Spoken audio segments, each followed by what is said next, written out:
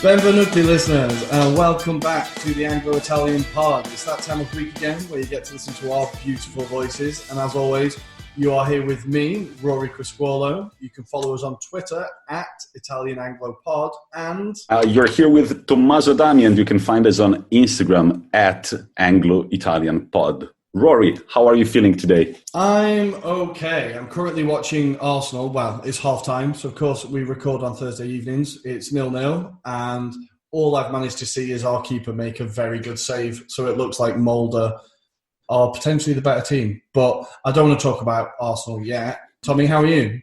I'm very excited because I know that a few of our listeners were really looking forward to another episode in which Rory is live watching the game. So, listeners, you will be riveted to know that that's happening tonight. You can all bask in my pain, listeners. Don't worry. If you want, I can start live streaming me watching every game, if you like. And besides that, I think that I'm getting really tired of this lockdown that we're having, this second lockdown. I really want to go out, meet up with some friends, have a beer in a pub. And then, as if 2020 wasn't a bad year already. Last night, we were hit with the loss of the greatest football legend, in my opinion, which was Diego Armando Maradona. Of course, we are going to discuss that thoroughly during our weekly topic towards the end of our show. Yeah, I don't usually, as you were saying to me the other day, I usually don't feel that in distress when a celebrity passes away, but Maradona was a different thing. Yeah, it kind of felt like a real, I don't know, he was always a presence that was there, obviously, right? And every time you saw him, he was happy, heart on his sleeve, kind of, I don't know how you can't like the guy. And over the past couple of years, I've become a bigger fan of him. Obviously, I never saw him play. I was far too young, but since researching for this or just going back on YouTube in general, just really started to love the guy. I saw some documentaries we're going to mention later on that you definitely need to see. You see a different side of him. But yeah, exactly. Celebrity deaths very rarely hit me. But last night I was pretty upset. And to be honest, I would have done anything to be in Naples or Buenos Aires last night. My God, it looked like Napoli was going off last night. Yeah, lockdown was not enforced in Naples last night. People were out and about, fireworks were shot in the air, and they declared a week of city-wide grief. That's how big of a symbol it still is to that city. Absolutely. It's incredible. It's incredible. But before we get there, before we bask in that guy's glory, I think it's time to take a trip around Europe, right? Without further ado, here is our Euro review. What about the rhyme? Hold on to your hats.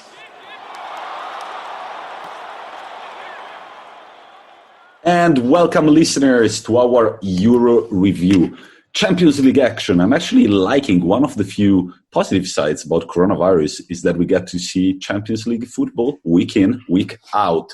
So a lot of Champions League action this week as well, besides Serie A and the Premier League. But let's start from continental games. This time, however, we're going to start from Group H because we feel like Manchester United and PSG supporters are tired to wait for their teams to be talked about if we always start from Group A. So Group H, Manchester United leading with 9 points, followed by PSG at 6, Leipzig also at 6, and Istanbul, Başakşehir at 3. Rory, what about Group H? Well, I feel like Manchester United are using the Champions League to find some form, and it's starting to obviously cross over into the Premier League. And last night they managed to put 4 past Başakşehir.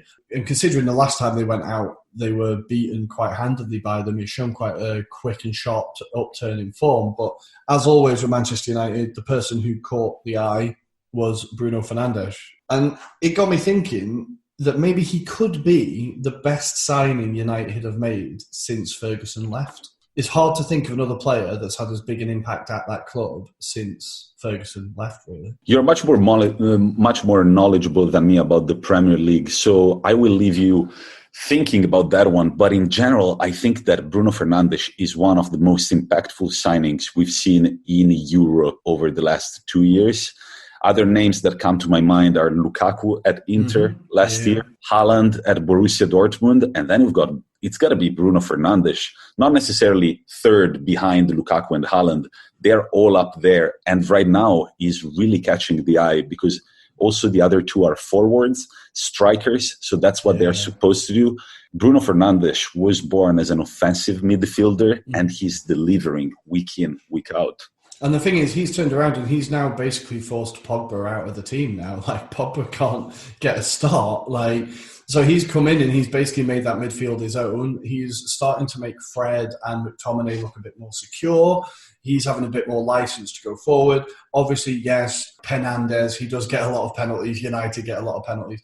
But his assist numbers are insane as well. And you can tell that he's the real competitor in that team. Like, you can tell that he wants it. And there's already been stories coming out from the changing room of him having kind of like bust-ups with other team members and stuff. And I think sometimes that's what you need. You need someone who's going to come in and change the culture of a club. And I think much like Arsenal, the culture at United has been a bit lackluster over the last couple of years. And maybe he's someone who's come in and gone, right, this club isn't where it should be. Let's take it there. And I think what a signing he's been. Also, another shout out for Daniel James. He got a goal. He got the fourth goal. He's a player who gets a lot of stick. He's quite young, not as young as you think, but he's quite young. Very good player. I think if he's given more time, he'll definitely become a decent Premier League player. People just need to be patient with him. So it is nice to see him get a goal as well. Yeah, then PSG. Can we not talk about PSG? They're just a bit boring, I think. Like, why are you saying that? I feel like they're a cheat code anyway. I feel like if anyone's, on FIFA or Football Manager, if you play as PSG, like, get a personality, please. Like, it's just the easiest choice. And when you watch them play, there's just nothing. There's no interest. And they won 1-0 through a Neymar goal, and that about sums up Thomas Tuchel's tactics is, if Neymar doesn't score, then we're fucked. And that was also a penalty. Also, PSG have only scored 5 goals in this Champions League. And I don't really understand what goes on with all the players that they have. It feels like there's always a star that is injured, that is not playing, that is maybe at his sister's birthday in Brazil. I don't know. Week in, week out, we see Mbappe is injured, then Icardi is not playing for disciplinary reasons, then Neymar is out for another injury. I feel like they cannot keep a core together, really. And they're quite an underwhelming team to follow, in my opinion. I think it's more a soap opera than a football club. But anyway, they won 1-0, and Thomas Tuchel is starting to get found out. I think his lack of tactical direction is really rubbing off on the team, I think. And we can see it. We saw it at the end of his time at Dortmund. It all started falling apart, and everyone was wondering why PSG gave him the job. So, I don't know. I imagine the Parisians are getting a bit annoyed of him as well. RB Leipzig, I just feel bad for. Semi-finalists, quarter-finalists last year.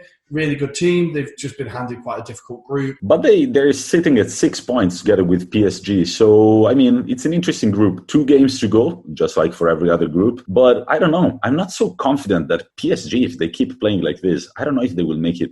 They will make it through. We shall see. We'll see, I suppose. Yeah. By the way, I'm the guy that said, yes, that's me, that said that Inter Milan had a shot at winning the Champions League. We'll get back to that later. Don't worry. I wasn't going to bring it up till later, but I'm glad you got in there first. No, we call this coda di paglia in Italian. Basically, I did it so that you wouldn't do it. So basically, I inflicted the self-harm to myself in order not to suffer it coming from you.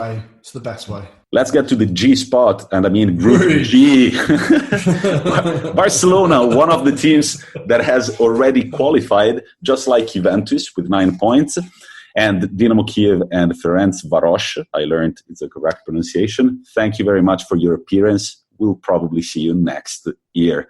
Juventus qualifying at the very last minute with a Morata goal. Guess who wasn't offside this time? Well, it looks like he has turned out to be quite a useful signing for them, right? He's popping up with quite a few key goals and important goals.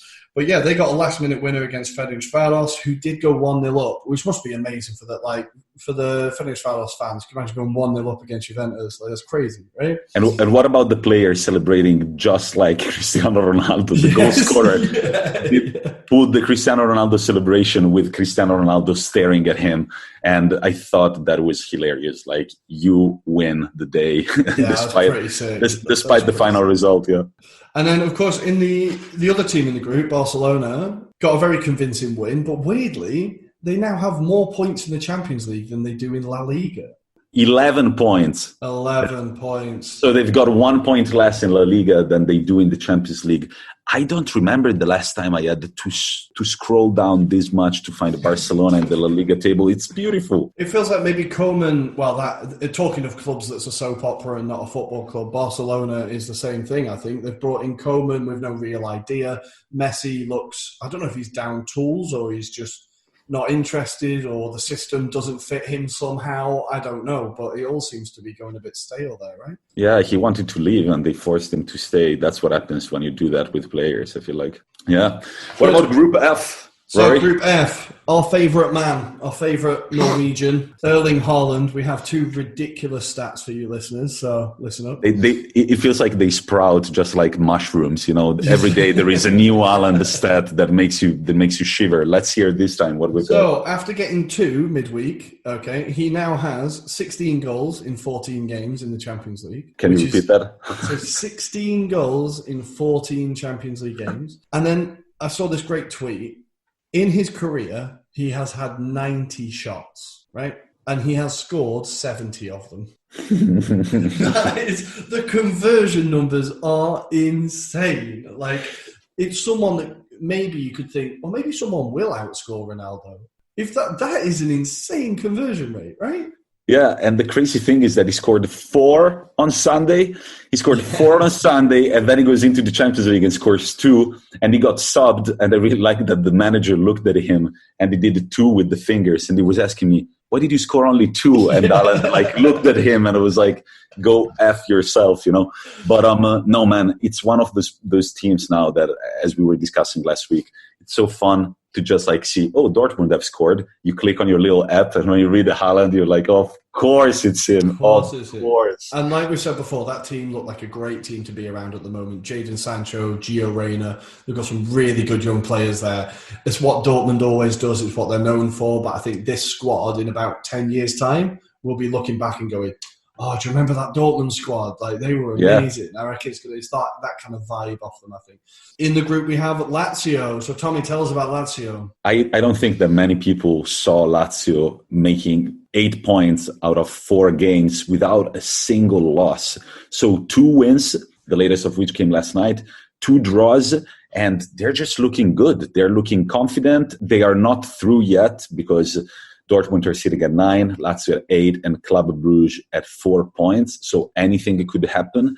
But I don't think that many people saw Lazio performing that well on the big European stage. Well, including me. I'm pretty sure if we go back to the Champions League preview episode, I did say Lazio will not get through this group. So I'm pretty sure I'm not alone, but I think it's good to see them possibly progressing. But again, what did catch my eye was Immobile got 2 again, right? Did you see the first one? Absolute screamer from way outside the box. First ball he touched in the game. I think it was the 4th minute. It's so hard to coordinate yourself from the spot where he was, and he somehow turns and just whacks it just below the crossbar. Beautiful, beautiful goal. I'm very happy for Lazio, honestly.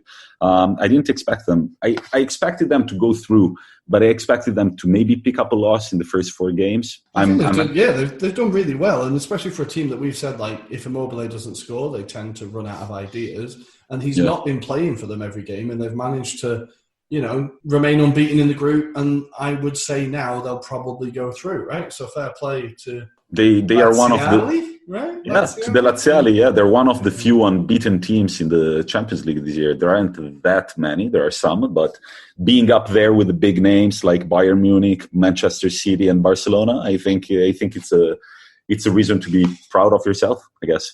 Definitely. Yeah. Good. Then finally, we're going to go to, well, not finally, the halfway point. Halfway point, we hit Group E, which this week was the group of last-minute winners. So Krasnodar continued to struggle bravely. They fought until the 95th minute, until Haddadi scored for Sevilla, putting them second in the group, and I think on level pegging with Chelsea, who themselves had to wait until the 91st minute for the most beautiful man in football, Olivier Giroud, score the winner. Of course it was a header. I think it's about time people put some respect on that guy's name, honestly. He's such an effective striker. He's really close to taking Thierry Henry's goal-scoring record away at France. He is a very good striker, and people really underestimate him. But one thing that did catch my eye, obviously Chelsea's keeper, Mendy, went back to Rennes, right? That was his old team.